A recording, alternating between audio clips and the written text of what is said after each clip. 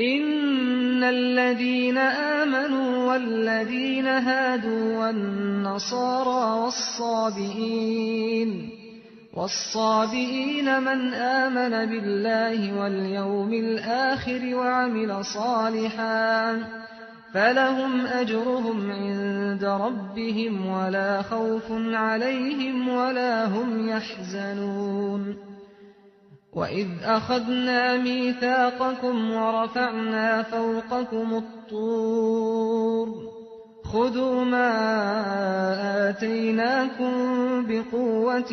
وَاذْكُرُوا مَا فِيهِ لَعَلَّكُمْ تَتَّقُونَ